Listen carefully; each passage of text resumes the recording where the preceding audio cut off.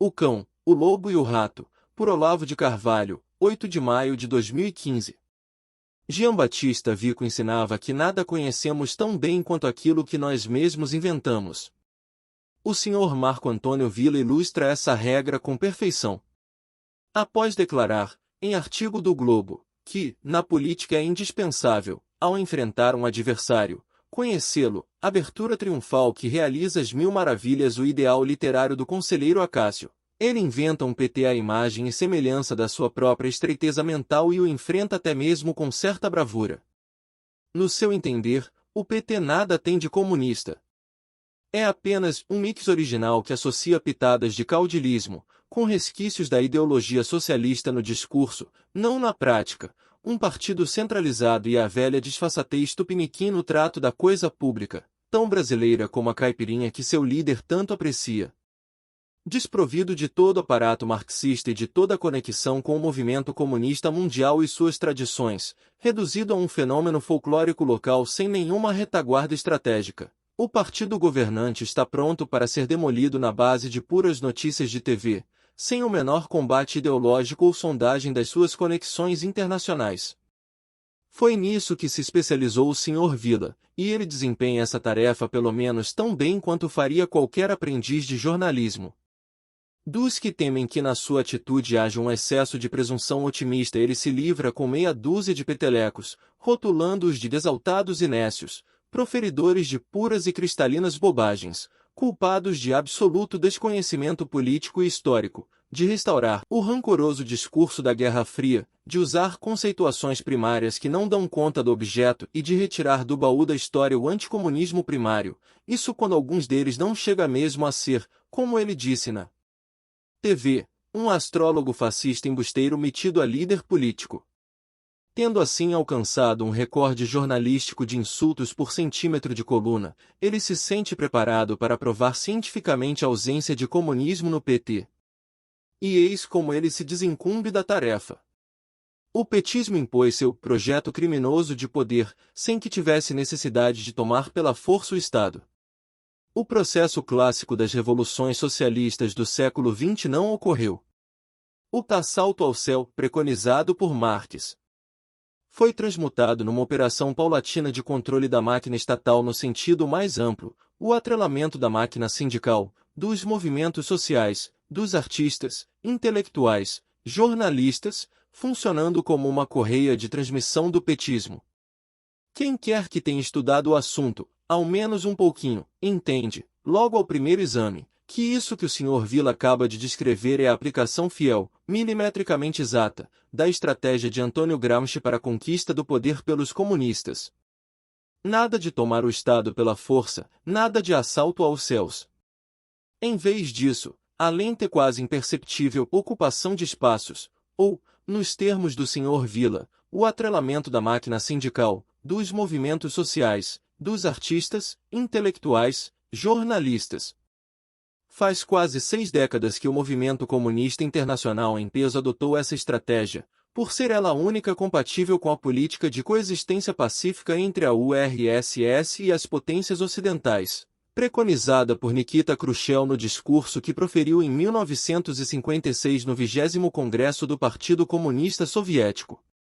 Ou seja, a prova cabal de que o PT não é um partido comunista é que ele faz exatamente o que todos os partidos comunistas do Ocidente fazem há 60 anos.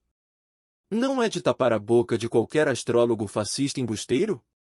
O Sr. Villa mostra-nos um bicho de pele grossa, orelhas grandes, 6 toneladas de peso e 2 presas de marfim, mas se lhe dizemos que é um elefante ele sobe nas tamanquinhas e diz que são conceituações primárias. Como exemplo do que deveria ser uma conceituação mais sofisticada, ele reconhece que o PT é leninista, mas só na estrutura, não na ação. Precisamente, leninista na estrutura, gramsciano na ação. Como o próprio Gramsci recomendava. Mas pensar que isso é comunismo é pura e cristalina bobagem, não é mesmo?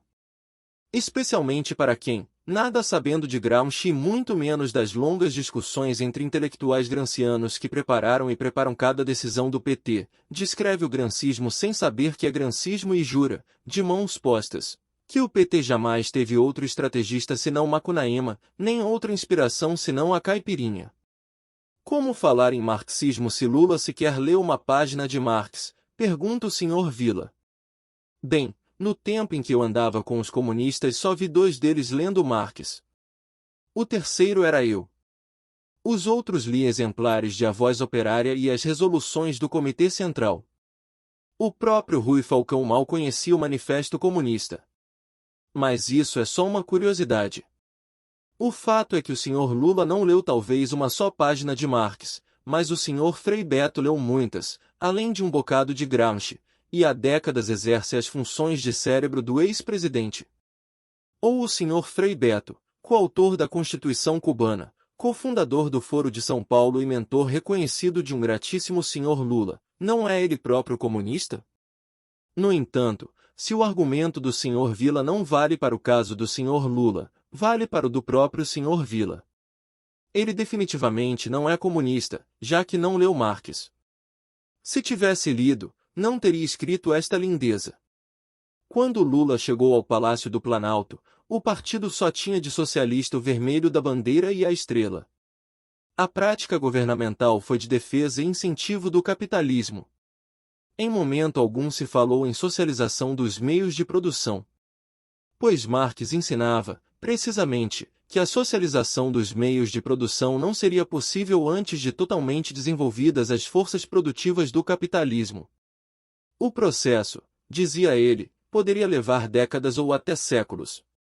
Para um partido comunista que chegue ao poder por via democrática, numa nação capitalista, o único caminho possível para o socialismo, sobretudo desde 1956, é desenvolver as forças produtivas do capitalismo ao mesmo tempo que as atrela ao Estado por meio de impostos e regulamentos e vai aos poucos, invisivelmente, dizia Antônio Gramsci, conquistando a hegemonia e neutralizando as oposições. É precisamente o que o PT faz.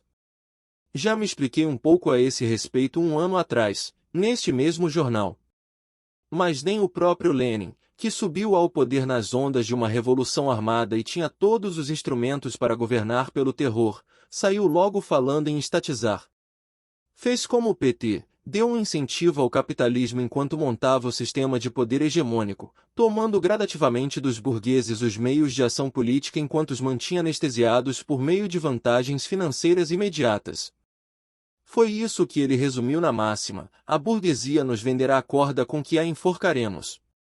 Nem mesmo em teoria Lenin pensou em estatização imediata. Ao contrário. Dizia ele, o meio para esmagar a burguesia é moê-la entre as pedras da inflação e do imposto. Se o PT faz exatamente isso, é a prova cabal, segundo o Sr. Vila, de que ele não é um partido comunista de maneira alguma. O Sr. Vila fala ainda contra o conceito de bolivarianismo quando aplicado ao PT. Nisso ele tem razão, mas não pelos motivos que alega. Ele investe contra o termo bolivarianismo, porque, no seu entender, Hugo Chávez só escolheu Simão Bolívar como símbolo da sua revolução por achar que a crise do socialismo real tinha chegado ao seu ponto máximo e não havia mais nenhuma condição de ter como referência o velho marxismo-leninismo. Isso é absolutamente falso.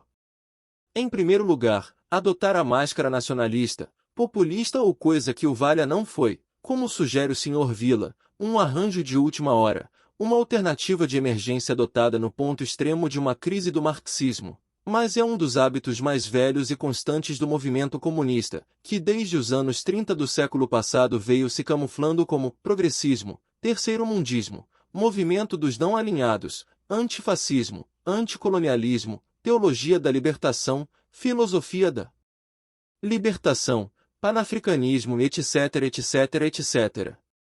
Segundo, o próprio Sr. Vila qualifica o bolivarianismo de fachada, mas parece ignorar que toda fachada é fachada de alguma coisa. Como em 2010 Hugo Chávez, reeditando a célebre Confissão Tardia de Fidel Castro, admitiu publicamente sua condição de marxista, já não é preciso nenhum esforço divinatório para saber o que se escondia por trás do bolivarianismo. Terceiro, no Brasil o termo bolivarianismo tem servido sobretudo como subterfúgio eufemístico para evitar a palavra proibida, comunismo, que o Sr. Vila quer proibir ainda mais. Aliás, esse é um dos fenômenos linguísticos mais lindos de todos os tempos, uma conspiração de duas forças antagônicas que colaboram para silenciar o óbvio. Os comunistas não querem que ninguém fale de comunismo porque, na estratégia de Antônio Gramsci, a revolução comunista só pode prosperar sob o manto da mais confortável invisibilidade, exemplo, os 16 anos de silêncio geral sobre o Foro de São Paulo. Os anticomunistas também não querem que se fale de comunismo porque precisam que todo mundo acredite que saíram vencedores na Guerra Fria, sepultando o comunismo de uma vez para sempre. O Sr. Villa alista-se decididamente nesta segunda facção. Considerar o PT um partido comunista revela absoluto desconhecimento político e histórico.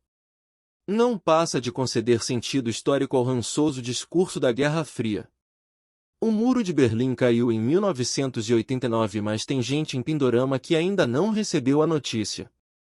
Talvez o Sr. Villa, que não chegou a 1956, tenha saltado direto para 1989, mas é seguro que não chegou a 2000, quando o filósofo Jean-François Revel, num livro de sucesso mundial, La Grande Parade, Paris, Plon, 2000, fez a pergunta decisiva: como tinha sido possível que o movimento comunista, desmoralizado na URSS, em vez de desaparecer por completo, crescesse até proporções gigantescas na década seguinte? As explicações eram muitas: adoção da estratégia gramsciana, troca da antiga estrutura hierárquica por uma organização mais flexível em redes, fuga generalizada ante a responsabilidade pelas atrocidades do regime comunista, etc., etc. Mas essas respostas não vêm ao caso, já que o Sr. Villa não percebeu nem a pergunta. Não se vende remédio a quem não sabe que está doente. Que o Sr. Villa está doente, não se discute. A estreiteza do seu campo de visão é decididamente anormal. É um tipo de glaucoma intelectual. Só que o doente de glaucoma físico se queixa quando seu ângulo visual diminui, ao passo que o Sr. Villa se gaba e se pavoneia. Estou pouco me lixando para o Foro de São Paulo, declarou ele na TV tempos atrás, mostrando que, do alto da sua infinita superioridade, uma coisinha de nada como a maior organização política que já existiu no continente não merecia o dispêndio de uma gota sequer dos seus prodigiosos dons intelectuais. Nós, os primários, os embusteiros, os fascistas, admitimos que nada podemos compreender do PT se o encaramos como um fenômeno estritamente local, fazendo abstração tanto das suas raízes, que remontam à criação da teologia da libertação por Nikita Khrushchev, quanto das verbas estrangeiras que o alimentaram por décadas ou dos compromissos e conexões internacionais que determinam cada passo na consecução da sua estratégia. Mas essas coisas são grandes demais para o campo visual do Sr. Villa. Ele simplesmente suprime, fingindo desprezo ao que ignora, despeja insultos sobre quem as conhece. Não desejo mal ao Sr. Villa. O PT minúsculo que ele enxerga é uma parte do PT real, e ele até que faz o possível para trazer algum dano a esse pedacinho. O cão de pastor que em defesa do redil se atraca com o lobo não há de achar ruim se um rato, pisoteado por acaso na confusão da luta, inventa de roer o dedão do invasor,